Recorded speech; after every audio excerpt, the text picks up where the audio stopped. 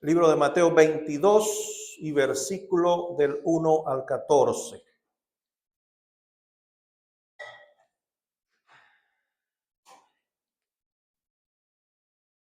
Sí lo tenemos por allí. Del 1 al 14. Leemos entonces en el nombre del Padre, del Hijo y del Espíritu Santo. Respondiendo Jesús les volvió a hablar en parábolas diciendo: el reino de los cielos es semejante a un rey que hizo fiesta de boda a su hijo y envió a sus siervos a llamar a los convidados a la boda. Mas estos no quisieron venir. Volvió a enviar otros siervos diciendo: decid a los convidados, he aquí he preparado mi comida, mis toros y animales engordados han sido muertos, y todos están dispuestos, venid a las bodas. Mas ellos, sin hacer caso, se fueron, unos a sus labranzas y otros a sus negocios. Y otros, tomando a los siervos, los afrentaron y los mataron. Al oír el rey se enojó, enviando su ejército, destruyendo a aquellos homicidas y quemando su ciudad. Entonces dijo a sus siervos: las bodas a la verdad están preparadas, mas los que fueron invitados no eran dignos.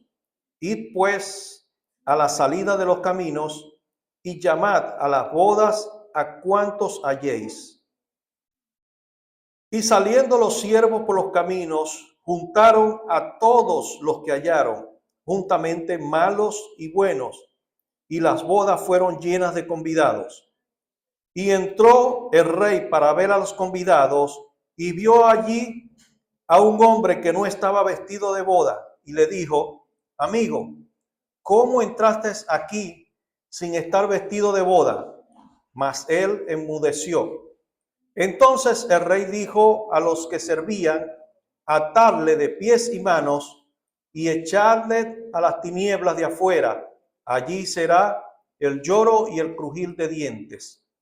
Porque muchos son llamados y pocos los escogidos. Amén, gloria a Dios.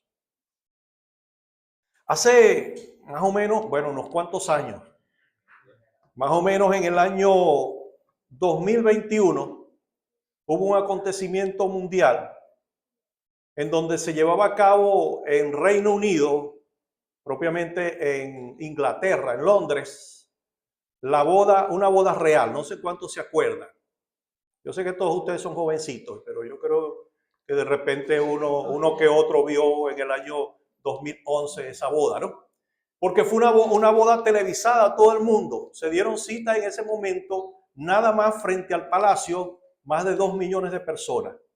Y cientos de millones de personas vieron esta boda a través de la televisión en todo el mundo. Fue un acontecimiento mundial. En ese momento se iba a casar el heredero al trono del Reino Unido. Ya dice que sí lo vio. Sí sabe de qué estoy hablando. Que era el príncipe Carlos, ¿verdad? ¿Verdad? El príncipe. Ese era el rey. El hijo del príncipe Carlos se llama Guillermo. Tiene dos, ¿no? El hijo de Diana, si se acuerdan de Diana. Entonces, Guillermo, el hijo de rey Carlos, se casaría, el príncipe Guillermo, con la princesa Catalina, o Caterine, perdón. Caterine de Cambridge, ¿ok? Como les dije, el evento se llevó a cabo en la iglesia, pero luego ellos se trasladaron al Palacio de Buckingham, el palacio más conocido de Londres. Y lo que yo sinceramente nunca he estado de acuerdo con eso de reyes en esta época, ¿no? Pero como era algo que llamaba la atención y a veces a uno le gusta la farándula, yo lo vi por casualidad. Y me llamó la atención el hecho de que a esa boda estaba invitado todo Reino Unido. Imagínense ustedes cuántos ¿Cuántas personas tiene el Reino Unido? ¿Cuántos habitantes? No sé ahorita, pero debe tener más de 50 millones de habitantes. Entonces, fíjense una cosa, todos estaban invitados a la boda. La mayoría de la gente que iba a asistir, los que aceptaron la invitación, se compraron sus mejores trajes. Se compraron su tremendo traje, su tremendo sombrero, porque ellos cuando van a asistir a una boda usan sombreros muy costosos, sombreros muy bonitos. Entonces todos se compraron tremendos trajes, el hombre iba bien con su chaqueta, con su flu, como decíamos los viejitos, ¿no? El flu, el saco. Y las mujeres se compraban su tremendo vestido con su sombrero. Y como dije en el principio, más de 2 millones de personas se aglomeraron frente al palacio. Y lo más paradójico de todo es que hicieron una inversión en esos trajes, pero nunca entraron realmente a la boda, sino que vieron la boda desde afuera. No es lo mismo estar en una boda en la parte de afuera que estar en una boda en la parte de adentro. Ya saben por dónde voy, ¿verdad? La boda del Cordero.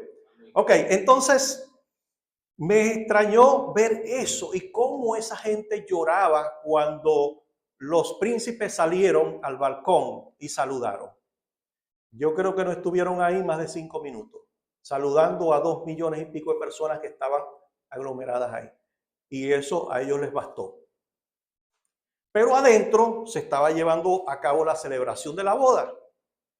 Y allí estaban gobernantes mundiales, estaban ricos, estaban famosos, estaban nobles, aquellos que tenían título de nobleza, reyes, condes, lores, esos eran los que estaban dentro de la boda. Fíjense una cosa, aquí acabamos de ver un relato, ¿verdad? Que habla acerca de una boda que un rey preparó para su hijo y que aunque había invitado a muchas personas, uno no quisieron asistir. Por eso él tuvo que llamar a otras personas para que asistieran a la boda. Y me lleva a la última parte que dice que una persona entró a esa boda y el que estaba convidando, el rey, le dijo: amigo, ¿cómo entraste aquí sin estar vestido para la boda? Mas él enmudeció. Yo les pregunto hoy en día, ¿nosotros estaremos vestidos para la boda? Deberíamos, pero realmente estamos vestidos. Porque a veces cuando de repente voy a predicar o voy a enseñar en algunas partes, hay muchos que no están convencidos si realmente tienen esas vestiduras adecuadas para entrar a las bodas del Cordero. Porque no sé cuánto estarán apercibidos de que muy pronto esa boda se va a llevar a cabo. Hay unos que no lo creen, otros que piensan que es dentro de 200 años, otros que creen en las predicciones de fulano de tal, que dice que en el año 2200 es que se va a acabar el mundo. Para mí, yo creo que las bodas están muy cerca. Y nosotros como iglesia debemos estar apercibidos qué es lo que necesita la iglesia para tener esas vestiduras necesarias para entrar a la boda. Porque yo veo que hay mucha confusión, hay muchas personas que no saben qué es lo que necesitan, hay otras que creen estar seguros de entrar a la boda y de repente no vayan para el baile. Como hay otras que no están seguros, no saben y de repente sí vayan. Entonces nosotros como iglesia tenemos que saber qué es lo que dice el Señor acerca de esas bodas y acerca de la salvación. Esta predicación le coloqué por título Vestidos para la boda. Vestidos para la boda. Ahora, fíjense que en Apocalipsis 19:7 encontramos una referencia acerca de las bodas y nos dice: gocémonos y alegrémonos y démosle gloria, porque ha llegado las bodas del Cordero y su esposa se ha preparado, y a ella se le ha concedido que se vista de lino fino, limpio y resplandeciente. ¿Cómo serán esas vestiduras? Lino fino, limpio y resplandeciente, porque el lino fino es las acciones justas de los santos. Esa es la vestidura que nosotros deberíamos llevar como iglesia. Ahora, y no me dice todo. Entonces tenemos que escudriñar más las escrituras para ver a qué se refiere esto. Y buscamos entonces que esas vestiduras limpias, finas y resplandecientes solamente la podrán portar los santos, ¿verdad? Los santos de la iglesia del Señor Jesucristo. Porque también me pregunta por allí: pastor, pero ¿cuál es la verdadera religión? ¿Cuál es la que te lleva a la salvación? ¿Cuál es la que me va a llevar a esas bodas del Cordero? Entonces muchos pensamos que no, que son los cristianos evangélicos. Nosotros decimos, por supuesto, no somos nosotros, los cristianos evangélicos, ¿verdad que sí? Y los testigos de Jehová dicen que son ellos. Los pentecostales, los adventistas, los del séptimo día, o sea, cada religión dice que son ellos. Los católicos, cuando le dicen a los católicos, no vas para el baile, dicen, o los que no van para el baile son ustedes. Entonces, ¿quién verdaderamente tiene la razón? Y eso no se trata de religión, eso se trata de relación con nuestro Señor. Pero hay ciertos principios que nosotros debemos cumplir.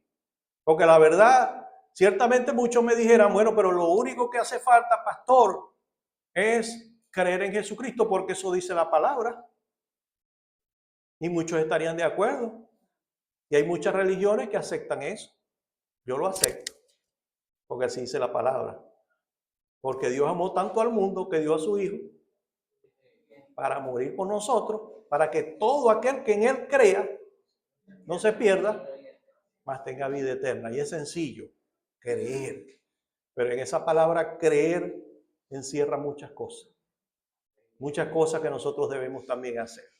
Porque si es así no tenemos que cumplir nada. Si es así, no tenemos que hacer ningún esfuerzo para entrar a las bodas, ¿verdad que no? Porque todo es por gracia. Todo es por gracia. Y en verdad yo creo que casi todo es por gracia, pero algún mérito debemos tener nosotros allí, ¿o no? Entonces, vamos a ver una clave acá, y ese es el tema que vamos a tratar hoy. A ver qué elementos necesito yo para entrar a esas bodas y tener segura la salvación, porque debemos estar seguros como iglesia, como congregación de Jesucristo, que nosotros tenemos las cualidades necesarias, sea por gracia o sea por obra, para entrar en el reino de Dios. Entonces, fíjense lo que dice en Juan 3, del 1 al 7. Hoy vamos a leer mucha Biblia. Vamos a leer bastante, para que saquemos una conclusión entre todos. Y si quiere participar, hermano, lo puede hacer. ¿Ok? Juan 3, del 1 al 3. Ahí lo tenemos, Juan 3, lo buscamos por acá. Jesús y Nicodemo, ¿lo tenemos? Había un hombre de los fariseos que se llamaba Nicodemo, un principal entre los judíos. Este vino a Jesús de noche y le dijo: Rabí, sabemos que has venido de Dios como maestro, porque nadie puede hacer estas señales que tú haces, si no está Dios con él. Respondió Jesús y le dijo: de cierto te digo, que el que no naciere de nuevo no puede ver el reino de Dios. Allí tenemos algo nuevo. El que no naciere de nuevo no puede ver el reino de Dios. Fíjense que Nicodemos, ¿quién era Nicodemo? Allí dice que era un principal de los judíos, un maestro de la ley. Y le llegó a preguntar a Jesús y le dijo maestro, o sea, lo reconoció como maestro, que era mayor que él. Y le preguntó. Entonces Jesús le dijo, sabía lo que él venía a preguntar, y le dijo, de cierto, te digo, que el que no naciere de nuevo no puede entrar en el reino de los cielos. Y Nicodemo no sabía lo que le estaba hablando. Jesús le estaba hablando de un nuevo nacimiento, de un nacimiento espiritual, una nueva vida, una nueva forma de tener una relación con Cristo Jesús. Entonces allí vemos que el nuevo nacimiento es un punto neurálgico, digo yo, para entender esto. Y para entender el nuevo nacimiento, entonces tenemos que ver una serie de principios que tenemos que estudiar hoy en día, que yo lo di hace 3 años y medio, pero hoy voy a dar una síntesis de todo eso para llegar a la conclusión. Porque sí es cierto que nos dice que para entrar en las bodas del Cordero necesitamos unas vestiduras que tienen unas características que solamente las pueden usar los santos que han sido predestinados y escogidos por Dios para esa celebración, y que estas personas tienen que tener un requisito. ¿Cuál es el requisito? Haber nacido de nuevo. Entonces, el nuevo nacimiento, ya nosotros creo que sabemos, ¿verdad?, a qué se refiere el nuevo nacimiento. El nuevo nacimiento es un acto de regeneración. Regeneración. Cuando hablamos de regeneración, es que Dios hace todas las cosas nuevas. Dios no hace remiendos. No agarra a una persona y le empieza a remendar, no la hace nueva. Por eso le dijo, tienes que nacer de nuevo. No puedes tener parte del viejo hombre, no puedes ser la vieja criatura que eres, sino que tienes que nacer de espíritu para poder comprender las cosas espirituales de Dios y poder ser transformado desde tu interior hacia la superficie. Entonces hay que nacer de nuevo. Ese nuevo nacimiento es un acto de regeneración. ¿Saben lo que es el acto de regeneración? Una cosa que se regenera. Una cosa que se regenera es algo que ha muerto y se vuelve a formar. Ustedes no han visto los machorros, las lagartijas, los machorros, que se le corta el rabo. Y el rabo como que tiene vida, porque el rabo empieza a ser así aparte del... Entonces, pero el machorro, con el tiempo usted lo va a ver y no es el machorro mocho. Usted ha visto un machorro mocho, nada más en el momento. Pero no, después el rabo se le regenera, se le vuelve, las células vuelven a vivir y se le vuelve a formar. Eso es lo que hace Dios en nosotros, una regeneración.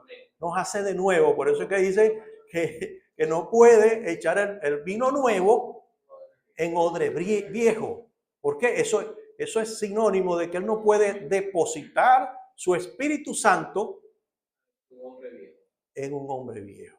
Tiene que haber una nueva naturaleza y tenemos que comprender cómo ocurre esa nueva naturaleza, ese nuevo hombre, cómo ocurre, ¿ok?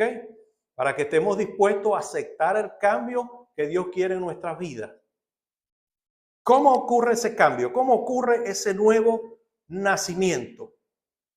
Hay un plan establecido por Dios desde antes de la creación del mundo, como lo vemos en Génesis, lo vemos en varias partes de la Biblia, donde Dios estableció un plan donde estaban los tres, el Padre, el Hijo y el Espíritu Santo.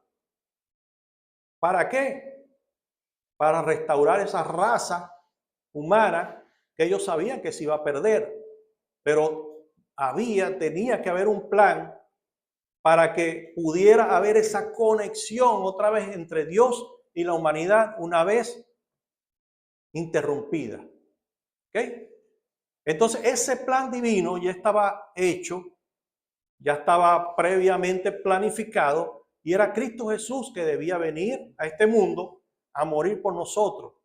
Entonces, en el nuevo nacimiento nosotros tenemos que ver los verdaderos principios que se aplican allí y cómo Jesús restauró ese ser humano que se había perdido, que estaba muerto. Entonces, una de las cosas, ese plan establecido, una de las cosas que tenía que hacer era justificar a aquel hombre que había quebrantado las leyes de Dios, porque había una ley moral, ¿verdad? Que si era quebrantada, el ser humano tendría que morir. Entonces, Cristo vino para justificarlo. Justificarnos es hacernos justos ante Dios. Y la otra parte es la santificación. La santificación. Vamos a ver lo que es la justificación. La justificación. Voy un poquito rápido porque voy a tratar de darlo todo completo hoy. Entonces, la justificación. ¿Qué es la justificación? A veces lo que más nos cuesta a los predicadores es tratar de concentrar todo en 45 minutos. Eso es lo más difícil. Hacer una prédica de 4 horas es fácil, pero concentrarlo todo en media hora es más difícil. Entonces, fíjense, la justificación. ¿Qué es la justificación?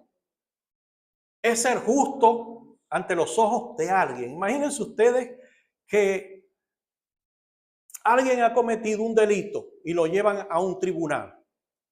Sí lo vemos, ¿verdad? Lo hemos visto por televisión. Entonces los abogados defensores, el abogado acusador, y empiezan los alegatos. Y resulta que hay un jurado que es el que tiene que decidir si esta persona es inocente o culpable. Si es culpable, es sometido a una represalia, ¿verdad? ¿A qué? A la cárcel o en otros países una pena de muerte. Resulta que la ley moral especifica que si uno cometía cualquier delito o un agravio hacia la ley que estaba establecida por Dios, el pago de eso era la muerte. Así, era la muerte. Entonces, cada uno de los pecados que nosotros cometemos nos conllevan ¿a qué? A la muerte. A la muerte. A la muerte. Tanto espiritual como natural también. Porque nosotros íbamos a ser eternos. Adán y Eva para ser eternos. ¿Qué los condujo a la enfermedad y a la muerte? El pecado. La desobediencia, el pecado. Quebrantaron las leyes de Dios, se aplica la ley. Entonces para nosotros también se aplica esa ley. Por eso es que por obra nunca vamos a ser salvos. Porque nosotros con un solo pecado que hayamos cometido en nuestras vidas, con uno solo podemos hacer 100 cosas buenas, pero con uno solo ya invalidamos las 100 buenas. ¿Sí o no? Porque podemos hacer las 1001 cosas, pero si usted mata a alguien, la paga del pecado es la muerte. Pero las leyes ahorita va a la cárcel, 30 a 20 años. Pero si se juzga correctamente, tiene que haber hay un delito y tiene que haber un pago, una retribución por ese delito. ¿Y cuál es? La cárcel, ¿verdad? Eso no lo va a eximir las cosas buenas que usted haga, porque en el tribunal no van a decir, no, él mató en verdad. Él mató a esa persona, pero es un hombre que ha hecho esto bueno, esto. Ah, bueno, no, pero por eso entonces vamos a dejarlo absuelto. No pasa así, ¿verdad? Ya se están dando cuenta que nosotros no podemos, por nuestra propia cuenta, no podemos liberarnos de la culpa del pecado. Porque muchas personas piensan, no, porque yo creo que él sí va al cielo. Ese sí va a estar en las bodas del Cordero, con vestiduras blancas. ¿Por qué? Porque es bueno, ayuda al necesitado, ayuda al menesteroso, a la viuda, al que y es dadivoso, es una excelente persona. El hecho de que tenga 2 mujeres, eso no implica que tenga 2 familias, que tenga 20 hijos. No, eso es, lo que pasa es que es tremendo, pero él es muy buena gente, ese se ganó el cielo. ¿Usted lo cree? No, ¿verdad? Ya nos estamos dando cuenta. Hay bendiciones, claro. Hay retribuciones a lo bueno que uno hace, por supuesto. Pero la paga de cualquier pecado que tenga es la muerte, la muerte. Entonces la justificación es algo que es una retribución, es declarar justo delante de los ojos del Dios al injusto. Declarar justo al que es injusto. ¿Y cómo es eso? ¿Cómo es eso? Dice la palabra que por uno solo que pecó, toda la humanidad es pecadora. Pero ahora, más importante es que por uno que no pecó, toda la humanidad está exenta del pecado. Y eso es lo que se aplica en la justificación. ¿Okay? La justificación es que por el justo se hizo injusto para justificarnos a todos nosotros, a la humanidad. Es ser libre de cargos. Ser libre de los cargos. Ese es en el nuevo nacimiento, la justificación. La justificación. Se los voy a poner en otro contexto. Una vez vi una serie policial de esas que hacían muchos juicios. ¿Cuál? ¿Ustedes la vieron? ¿Cómo se llamaba? Unidad de Víctimas Especiales. Unidad de Víctimas Especiales. Algo así. La Ley y el Orden. Unidad de Víctimas Especiales. Y había un caso, verdad, que me aclaró bastante el panorama. Fíjense que había un señor que ya era anciano y estaba criando un nieto. No era su hijo, era su nieto, lo estaba criando. Pues sus padres habían muerto y él lo estaba criando. Tenía más o menos los medios y tenía un carrito. Un día el muchacho le sacó el carro sin él darse cuenta. Y resulta que fue una fiesta, se echó los traguitos y de venida atropelló a una persona. Y esta persona murió. Él no le dijo nada al abuelo ni nada, guardó el carro y empezaron a investigar. Ahí empiezan a investigar los casos hasta que dieron con el carro y llegaron a la casa. El abuelo se da cuenta, seguro que le vio un rasponcito, una cuestión, y ya imaginó la cuestión. Entonces, cuando llegan los detectives a preguntar, él dice, no, yo me voy a entregar porque yo maté a esa persona. Se enteró del caso, vio que había muerto una persona y le dijo, este fue mi nieto. Entonces, ese abuelo se entregó a la policía, a los detectives, yo lo maté. Aquí está la evidencia, aquí está el carro, ¿ok? Bueno, lo llevaron a juicio.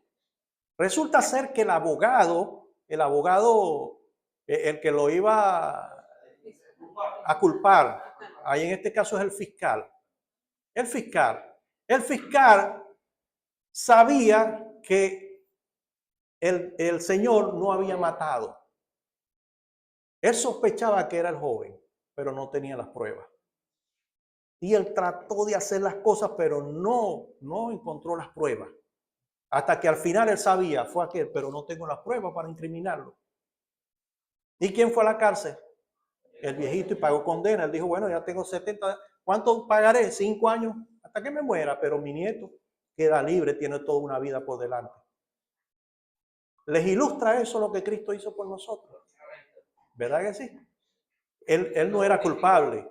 Él no era culpable. Entonces, en el juicio que se hizo, ¿quién fue culpable? El Señor. ¿Quién quedó absuelto? El nieto. Porque el nieto también lo llevó y lo montó pero no consiguió prueba y el jurado dijo, ¿a qué eres inocente? Culpable es este. Eso fue lo que hizo Cristo. Y así es cuando nosotros vayamos al tribunal. Así es cuando nosotros vayamos al tribunal. Que cuando nosotros estemos ahí sentados, habrán los acusadores y habrán los defensores. ¿Pero qué? Cuando empiecen los alegatos y que esto, que es un borracho, que esto, la lista será enorme, grandísima. Y dice, no, yo me eché la culpa, yo pagué por él. Entonces, esa es la justificación. Que el justo, el chivo expiatorio fue el que dio su vida por los pecadores, para que los pecadores tuvieran esa salvación. Es quitar la culpa y la pena al pecador. Fíjense que la justificación te libera de la ira de Dios, porque te imputa, te cubre Cristo con su justicia. Dice Romanos 3:29, siendo justificados gratuitamente por la gracia mediante la redención que es en Cristo Jesús. Siendo justificados gratuitamente, nosotros no hemos hecho o no tenemos ningún mérito en esto. Porque a veces pensamos que Cristo nos escogió a nosotros porque somos bonitos, porque somos inteligentes, porque nos los ganamos, porque somos buena gente. Nada de eso. Él agarró lo vil y menospreciado del mundo. Eso somos nosotros. Pero le pareció bien elegirnos a nosotros.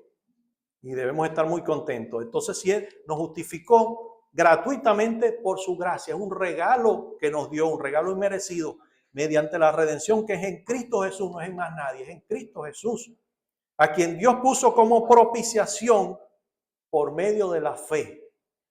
Hay una parte importante, por medio de la fe. En su sangre para manifestar su justicia. ¿Ok? Ahí nos dice todo lo que hemos explicado hasta ahora. Plan de justificación de Dios a través del sacrificio sustitutivo de Jesús. Es lo que mencionamos ahorita. Que Cristo aceptó la culpa por nosotros y fuimos sustituidos por Él. Ahora somos libres de la acción del pecado. Sobre Jesús recayó la culpa de nuestros pecados. Dice Primera de Pedro 2:24, quien llevó él mismo nuestros pecados en su cuerpo sobre el madero, para que nosotros, estando muertos en los pecados, vivamos a la justicia y por cuyas heridas fuimos sanados. Ahí lo dijo todo. Entonces la justicia de Cristo es imputada al creyente. Ahora, la justicia me hace santo, ¿verdad? La justicia no me hace santo. La justicia me exime de la culpa de los cargos.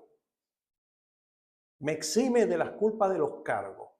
O sea, ¿cuándo ocurre esto? ¿Cuándo ocurre la justificación? ¿Cuándo ocurre este acto de regeneración? ¿Será en un momento preciso o en un momento prolongado? ¿O es un proceso? Es preciso, ¿verdad? Eso es importante, ¿no? Eso es importante. Que ese es un momento donde muchas personas lo toman a la ligera. Hay otros que verdaderamente cuando lo hacen de corazón, lo hacen en verdad y en espíritu. Pero ese es un momento en donde uno toma una decisión de aceptar verdaderamente a Cristo. Y yo creo que a unos les cuesta más que a otros, pero a todos nos cuesta llegar a eso. Y es por fe, es cuando nuestra fe está en ese punto que ya no tenemos fe en el mundo, sino que decimos nuestra única salida es Dios. Nuestra única salida es el Señor. Entonces tomamos la decisión de aceptar a Jesucristo. Es un momento muy importante el hecho de aceptar a Jesucristo, en donde ocurren, de repente son 2, 3 minutos o 5 minutos que nosotros le dedicamos ese tiempo a pasar hacia adelante y aceptar al Señor públicamente. Y todo esto ocurre en ese momento. En ese momento ocurre ese proceso de justificación. Es instantáneo. El solo hecho de tú aceptar a Jesucristo como tu Señor y Salvador de corazón y bajo arrepentimiento, ocurre esa imputación de la justificación que te hace libre, te hace absuelto de toda culpa. ¿Ok? Entonces, esa es la justificación, es la solución a la muerte espiritual. Sin la justificación, nosotros no pudiéramos tener al Espíritu Santo.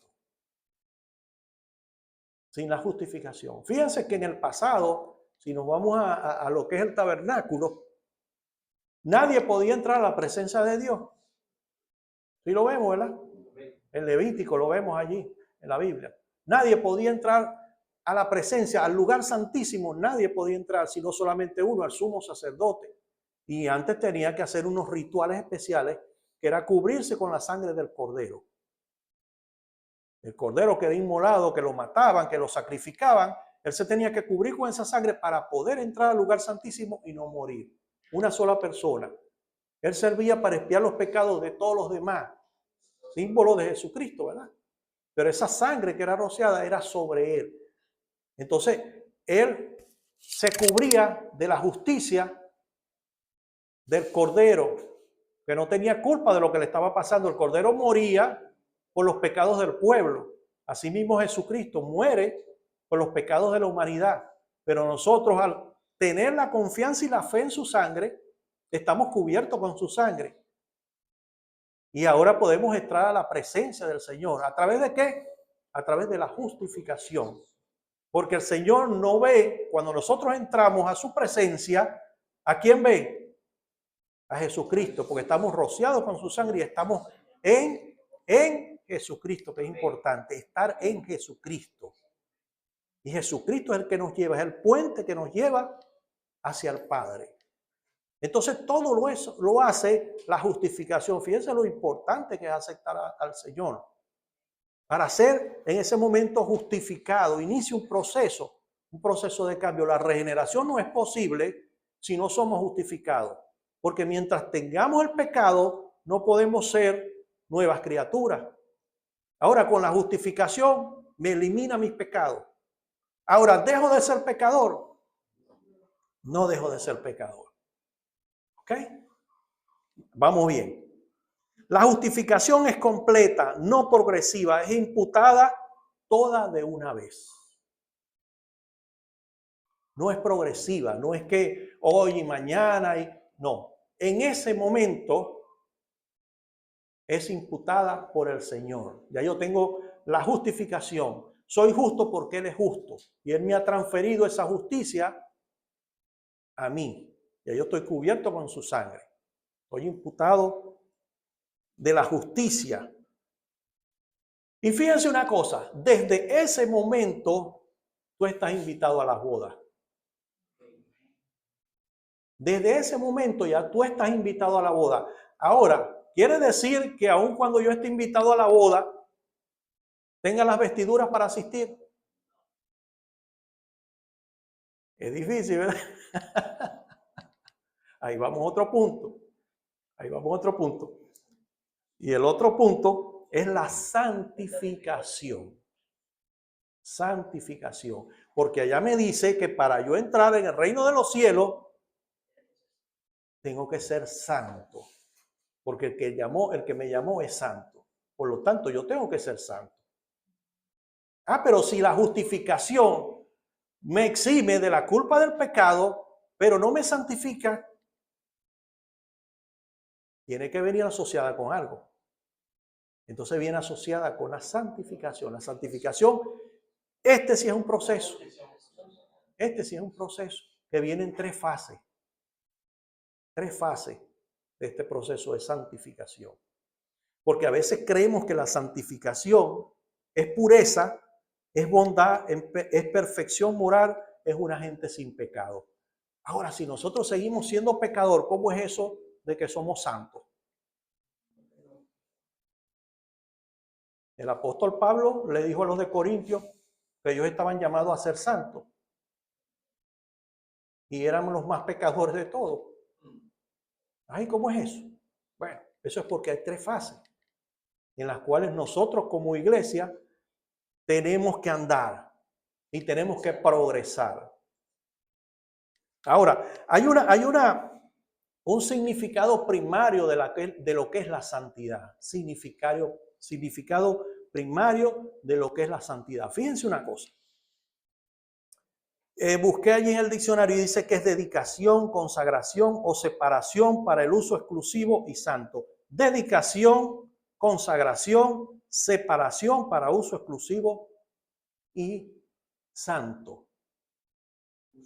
Eso es santificación. No es nada como lo que habíamos pensado, ¿verdad? Pero ese es el significado primario. Se lo voy a explicar de otra forma.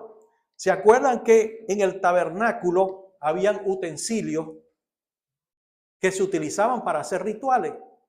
Los que vieron el tabernáculo, ¿no? O sea, en el lugar santo, en el lugar santísimo, habían utensilios que se utilizaban y que eran santificados. Por decirles algo, las copas, la mesa de los panes, ¿ves? El altar de incienso, eran cosas y eran santificadas. Si nosotros le atribuimos la santificación solamente a la conducta o al carácter moral, esto no entra ahí, ¿verdad que sí? ¿O me explico? Porque si yo digo, vamos a santificar este mueble que está acá, lo vamos a santificar, ¿esto tendrá carácter? No tiene carácter, porque el carácter lo tenemos nosotros, nuestra conducta. Pero entonces, ¿cómo vamos a santificar este mueble? Ahí lo santificaban. ¿Por qué?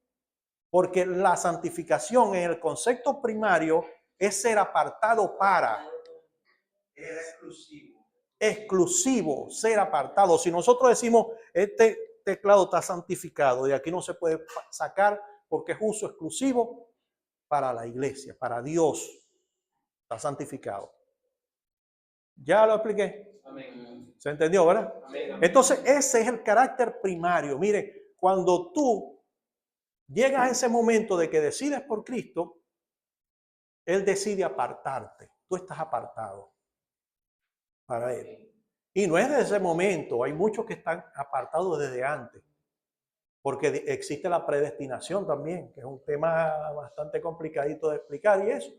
Pero ya nosotros estamos apartados desde antes de que naciéramos. ¿Ok? Estamos apartados, estamos santificados. Eso lo vemos. A ver si lo tengo anotado por aquí. Fíjense en Jeremías 5. Jeremías 1:5 dice, antes que te formase en el vientre, te conocí. Y antes que naciese, te santifiqué. Te di por profeta a las naciones. Una persona que no había nacido y ya el Señor Dios lo había santificado. ¿Cómo lo va a santificar si no ha nacido? Porque lo había apartado. Ahí el significado, ahí aplica el significado primario. Lo santificó, no es de carácter, no había nacido.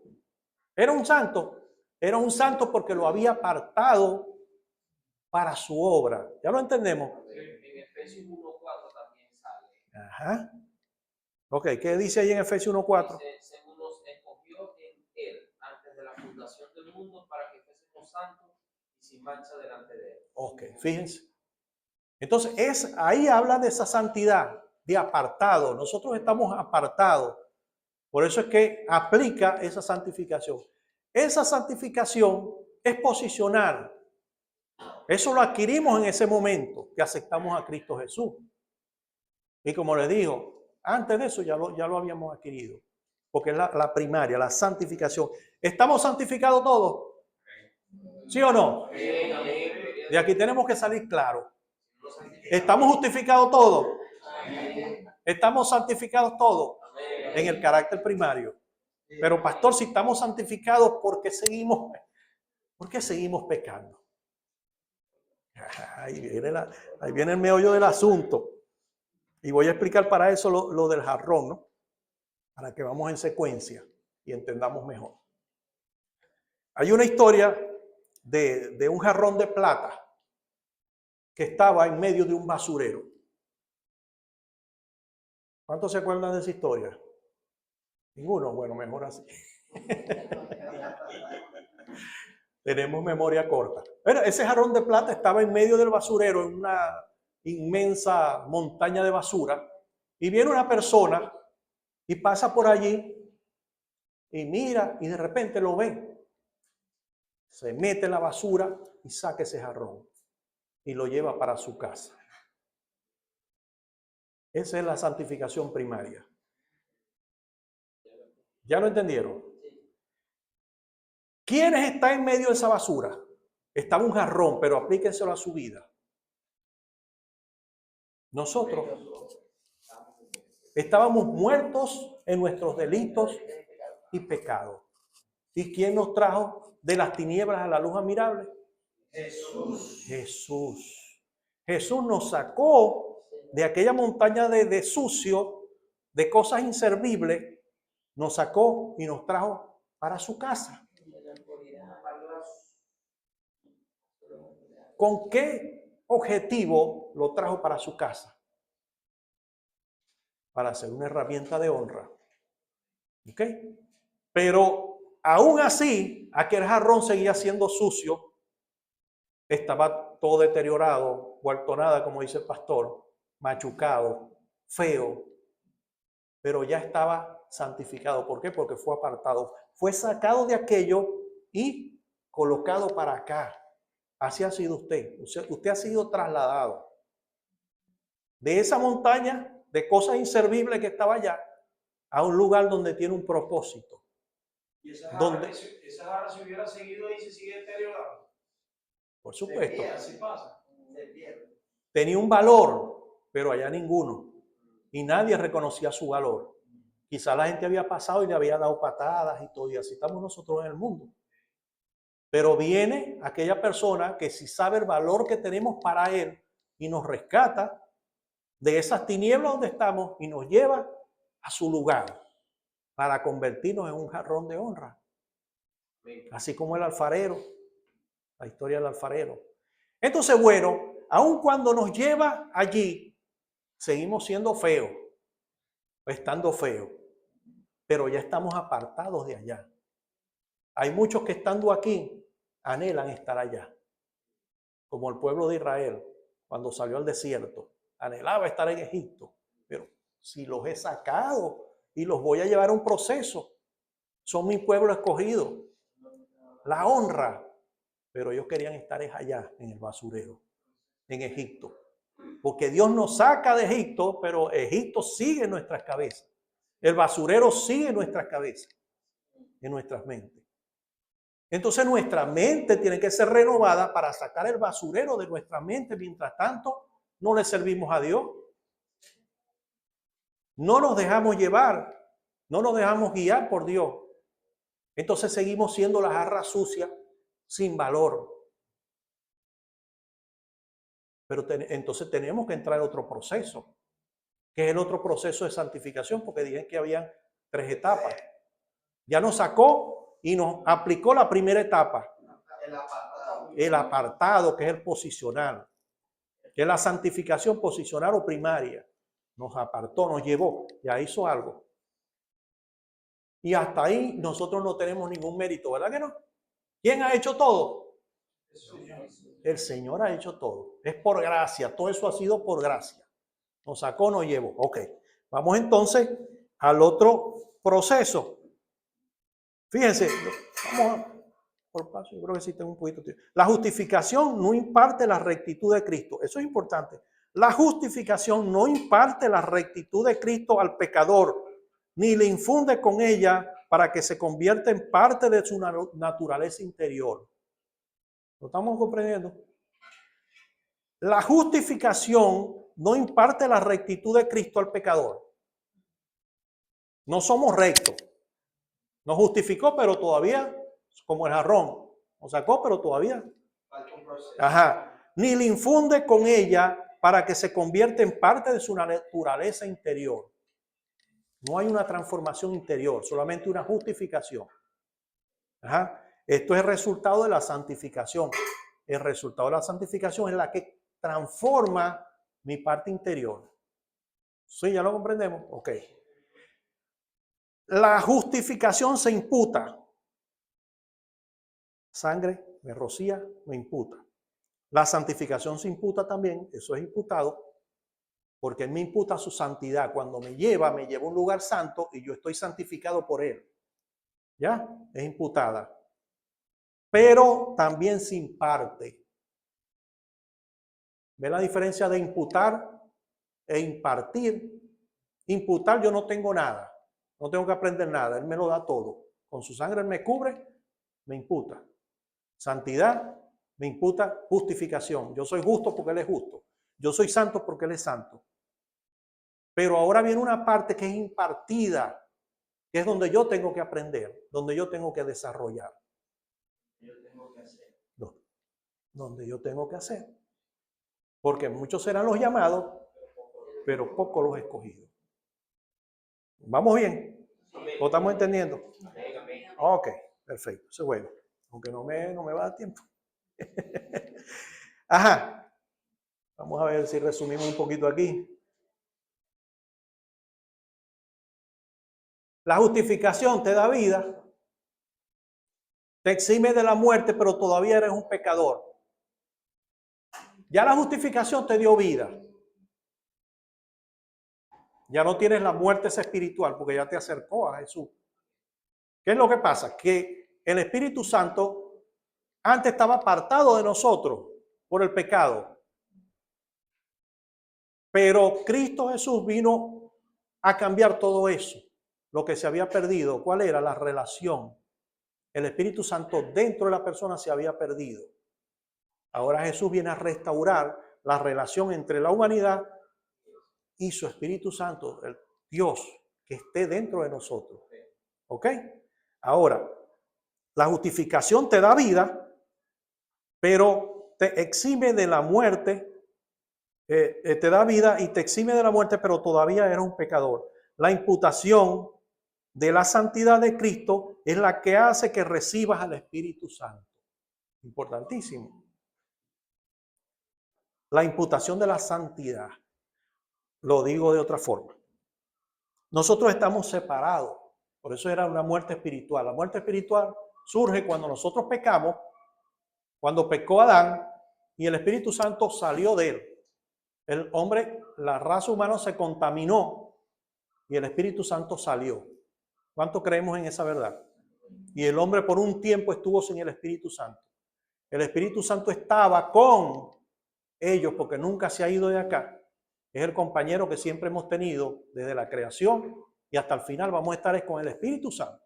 Jesús vino a cumplir una función, se fue con el Padre, pero ahora el que está es el Espíritu Santo. Entonces el Espíritu Santo, una vez que somos justificados y somos santificados por Jesús, es que puede entrar en nosotros.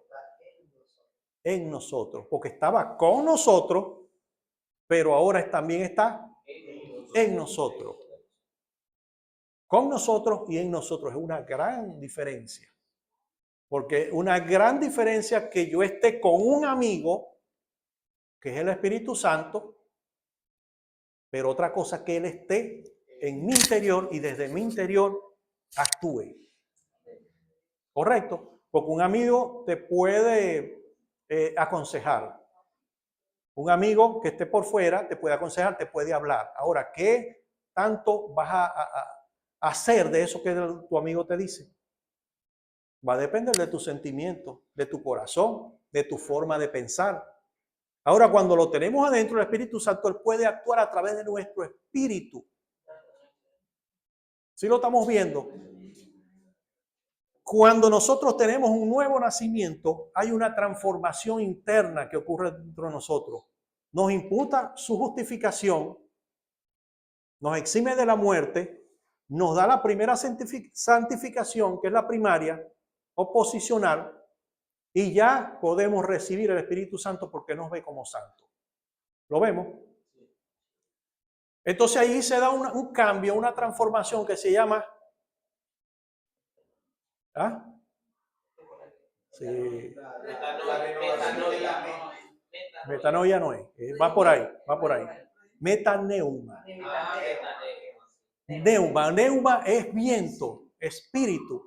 Entonces, la metaneuma es una transformación. Por eso dice que el nuevo nacimiento es una regeneración. Nos forma de nuevo espiritualmente. Nacemos de nuevo espiritualmente porque hay una transformación en mi espíritu. Todos tenemos espíritu, ¿verdad que sí? Espíritu, alma y cuerpo. Entonces, cuando nosotros aceptamos esa justificación de parte de Jesucristo, su sangre nos hace santos. Y podemos recibir el Espíritu Santo en nuestro interior y comienza esa transformación que es metaneuma, que es la primera. Que es un cambio en nuestro espíritu. Ya mi espíritu se relaciona con el Espíritu de Dios. Están ahí unidos.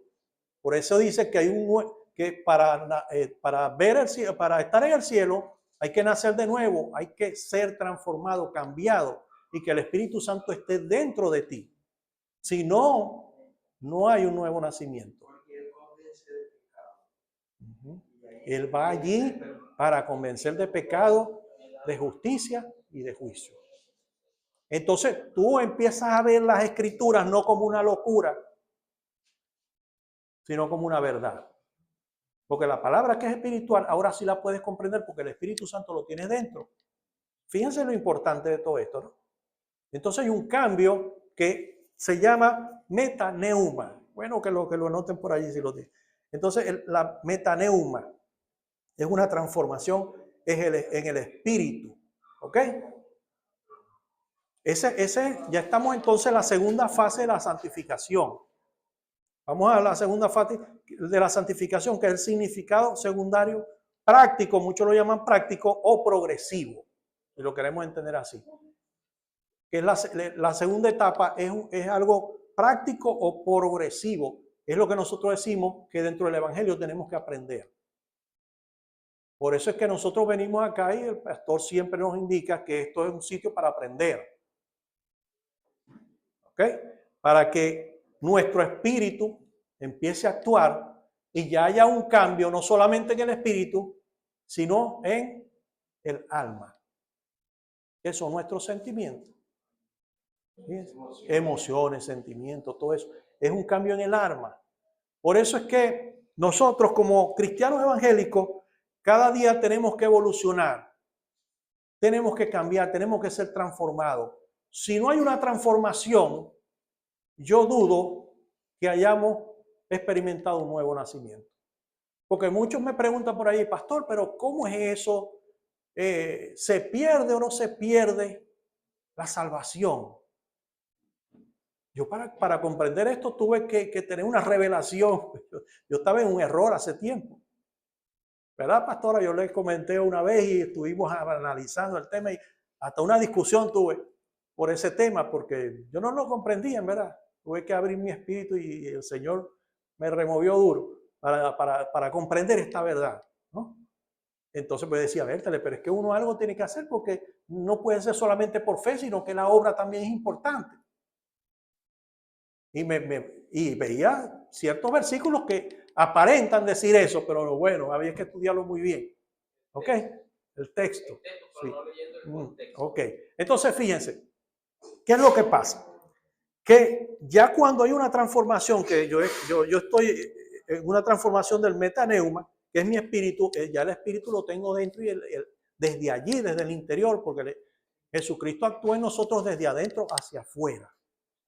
Desde adentro de nuestro espíritu, luego viene una transformación de nuestra alma, que son nuestros sentimientos, nuestras emociones, nuestro carácter, y ese sí es progresivo, ese es con el tiempo.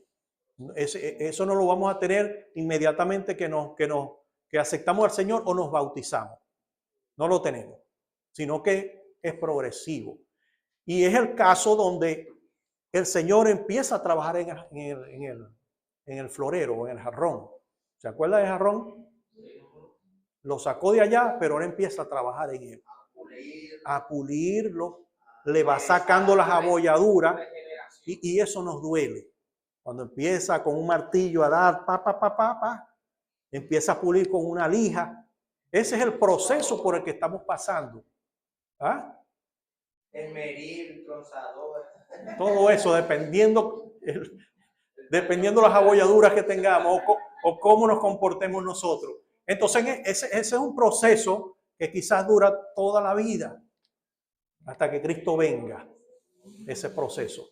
Ahora, ¿qué pasa si yo me convierto al Evangelio y tengo 20 años acá en la iglesia y sigo siendo el mismo pecador de hace 20 años? Ha ocurrido esa fase. ¿Ah? ¿Habrá ocurrido ahí el nuevo nacimiento?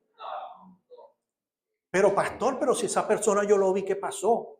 Esa persona se bautizó y asiste regularmente a la iglesia todos los domingos y va a todas las reuniones. Tal será que... Y de repente lo vemos y se apartó de la iglesia y está en pecado por ahí. Pastor, perdió la salvación. ¿Será eso verdad? Nunca la tuvo, ¿verdad?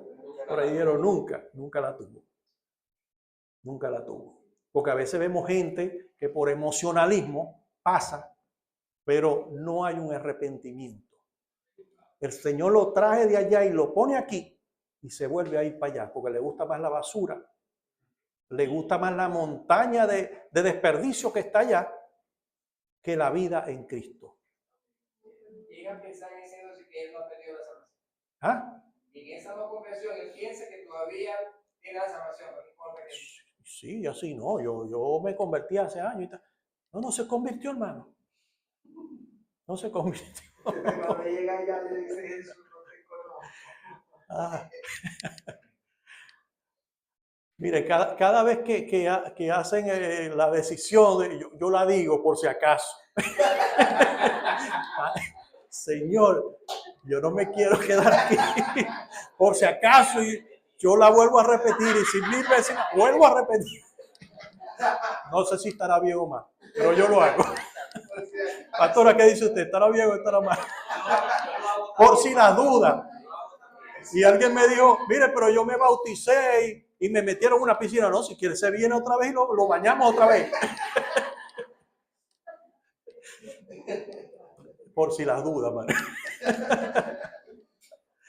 Porque a veces uno siente que tiene esa naturaleza pecaminosa y dice, ¿será que verdad ha pasado? No, pero Jesucristo dijo, por su fruto los conoceréis. Y como esto es algo progresivo, de repente tenemos en nuestras vidas una, ¿cómo llamaríamos eso? Una debilidad por algo. Pero, y de repente pecamos. Pero ¿cuál es la evidencia de que tú naciste de nuevo y que tienes el Espíritu Santo adentro? De que si pecaste, sientes un arrepentimiento. No un remordimiento. Porque a veces sentimos remordimiento y creemos que es arrepentimiento. No. Arrepentimiento es cuando tú dices, no lo vuelvo a hacer. Y restituyes lo que hiciste. Restituyes el agravio que hiciste. Pero cuando hay remordimiento, te remuerde la conciencia, que decís, bueno, de repente el Espíritu te está haciendo ahí algo. Pero no nos arrepentimos realmente de corazón. Y uno de los principales, yo pienso que es algo previo a aceptar a Jesús, el arrepentimiento. Yo creo que sin arrepentimiento no tenemos un nuevo nacimiento. Eso es un requisito que debemos cumplir. Yo creo que eso es lo único que tenemos que hacer. Pero aún así está la gracia de Dios. Es un regalo, porque Él te da la fe y Él te da ese espíritu de arrepentimiento. En todo está metido el Señor. Así que yo a veces dificulto el libre albedrío ahí. Entonces, bueno, seguimos. Se pone bueno, ¿no? No me va a dar chance ya. Ay, Dios mío. Entonces, fíjense. ¿Cómo hago? ¿Cómo hago? No ha llegado nadie. Seguimos entonces hasta que llegue alguien.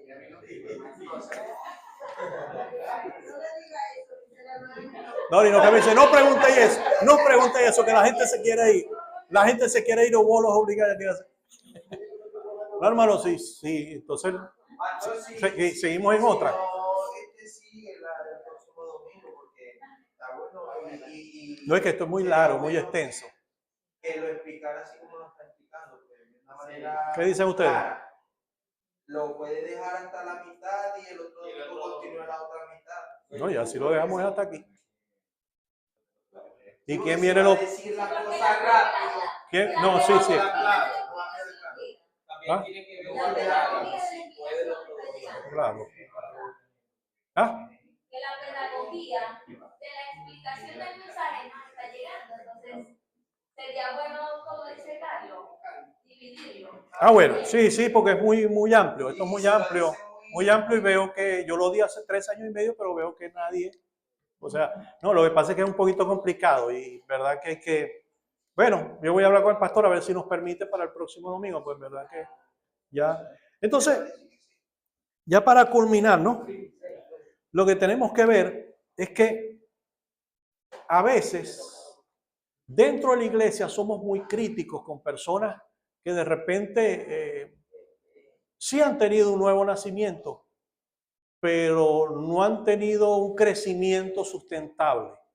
Y en eso tenemos que contribuir todos, porque no todos tenemos el mismo don de aprendizaje, el mismo don de asimilación de estas cosas espirituales.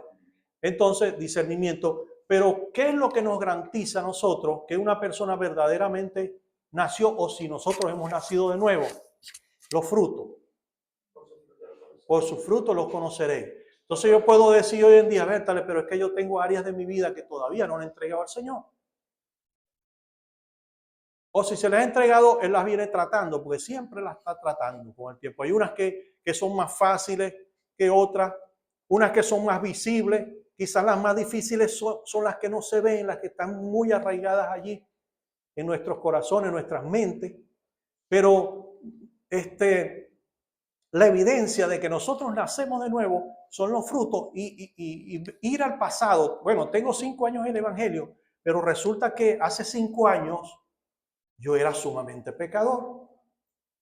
Dice la persona, ¿no? Estoy hablando, yo tengo 19 años en el Evangelio y cuando me hago un análisis, siempre me analizo. Nosotros como cristianos debemos analizarlo, a ver dónde estamos.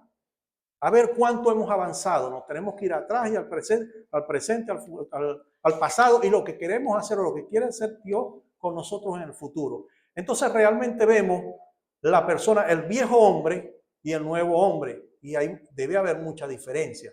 Si nosotros no vemos diferencia, ahí está la cosa grave. Y dependiendo del tiempo que tengamos. Porque dice la palabra que si Cristo está en mí, yo soy una nueva criatura. Las cosas viejas pasaron y aquí todas son hechas nuevas. Entonces, si Cristo está en mí a través de su Espíritu Santo. Y su Espíritu Santo es el que direcciona mi vida. Claro, yo también tengo un libre albedrío, tengo una forma de pensar, pero si el Espíritu Santo está dentro de mí, hay 2 voluntades que se oponen. ¿Cuál les voy a hacer caso? Está mi voluntad y está la de Él. Él me hace saber su voluntad y yo decido la que quiero. ¿Sí? Muchas veces, yo sé que tenéis razón, pero yo quisiera experimentar esta porque es muy buena. Y el Espíritu Santo te deja hacer. Porque Él no manda sobre tu vida, Él te aconseja. Pero tú eres el que decide. Tú eres el que decide. Entonces en esa decisión es a veces que no tenemos las vestiduras necesarias para llegar a esas bodas. ¿Por qué? Porque estamos todavía con nuestra mente allá en el basurero. Por eso es un proceso también. Por eso es un proceso, pero ese proceso nosotros tenemos que llevarlo a cabo, que someternos a ese proceso. Porque si la salvación no es por obra, porque no es por obra, ¿verdad? Todos estamos claros. ¿Qué dice la palabra? Que es por fe. Es por fe. Porque por gracia soy salvo. Por medio de la fe. Y esto no es de nosotros. Nosotros no tenemos ni arte ni parte de eso. Eso es. ¿Ok? No es por obra para que nosotros no nos gloriemos. ¿Sí? Te lo dice claro. No es por obra la salvación. Sino es por la fe en Cristo Jesús. Cristo es el que hace la cosa. Pero, a ver, hay un pero. La cuestión que también se dice, pastor, de que es por fe, la fe sin obra es muerte, y a veces tiende a confundir. Por esa fe que dice ahí, es la fe en Cristo, o sea, obediencia a lo que Él quiere que nosotros hagamos. Claro. Esas son las obras que no tenemos que hacer, ser obediente a Cristo. Exacto. Sí, el accionar. El accionar de nosotros más de doblegar nuestra voluntad. Por eso es que esa parte se convierte en un proceso en nosotros. Porque está esa lucha entre la voluntad de Dios y mi propia voluntad. Ok, perfecto. Fíjense que Efesios 2:8 dice, porque por gracia sois salvos por medio de la fe, y esto no de vosotros, pues es don de Dios, no por obra para que nadie se gloríe. ¿Cómo nos gusta ese versículo, verdad? Pero lo mochamos ahí. No me conviene. La otra parte, ¿quién se la sabe? Esa no la sabemos de memoria. ¿Y la otra parte? Pero la otra parte tiene algo y me dice, el 10, dice, porque somos hechura suya, creados en Cristo, creados de nuevo en Cristo, para buenas obras. Las obras no son las que me salvan, pero ya cuando yo tengo una nueva vida, yo estoy creado de nuevo para hacer las buenas obras. Tiene que haber una correlación entre las obras y el nuevo nacimiento. Porque si yo tengo el Espíritu Santo en mí, yo he nacido de nuevo, pero ese Espíritu Santo me tiene que gobernar. Yo tengo que hacer la voluntad de Él para saber que verdaderamente Cristo está en mí, porque si no, dificulto que Cristo esté en esa persona. ¿Lo estamos viendo? Entonces hay personas que creen que nacieron de nuevo porque hicieron toda aquella liturgia, pero de corazón no lo aceptaron. ¿Lo están viendo? Entonces no es que se pierda la salvación, es que nunca la tuvo. Yo creo que ahí también, pastor, entra de que ya lo que es el libre albedrío, dicho en el Antiguo Testamento, debería pasar, porque ya no tendríamos nosotros que mandar sobre nosotros, sino Cristo sobre nosotros. Ya no somos ya esclavos del mundo, sino de Cristo. Así es. Y al ser esclavos, renunciamos a nuestro libre albedrío. Renunciamos a nuestro libre albedrío. Ahora somos esclavos de Él. Ahí está clarito. Por eso es que Jesucristo en una de las parábolas dice, bueno, en aquel día llegarán muchos que me dirán, Señor, Señor, y yo no les daré entrada. ¿Por qué? Porque me llamáis Señor, Señor, pero no hacéis lo que mi Padre dice. O sea, que yo no estoy en ti, ni tú estás en mí. Porque si yo estuviera en ti, estuvieras hecho para buenas obras, las cuales Dios preparó de antemano para que anduviésemos en ellas. Porque las malas obras las creó fue el diablo. Y si andamos en las malas obras del diablo, ¿a quién tenemos adentro? Eso no hay para dónde agarrar. Lo vi clarito, Dios mío. Eso está clarito. Entonces, fíjense, esta partecita nadie la dice. Entonces, es necesario para estar vestido de nuevo que cumplamos con todo esto. Es por fe, pero estoy hecho para buenas obras que son las que me van a dar la vestidura. Porque allá dice que las vestiduras blancas esas, puras, limpias, de lino fino, son las acciones justas de los santos. Las acciones justas de los santos. Y las acciones justas de los santos es consecuencia de que yo nací de nuevo, que tengo al Señor Jesucristo en mí, que me justificó y que me santificó y ahora yo soy santo porque Él es santo. Dele un fuerte aplauso al Señor, si lo cree. Bueno, Carlito, vamos a cantar esa canción.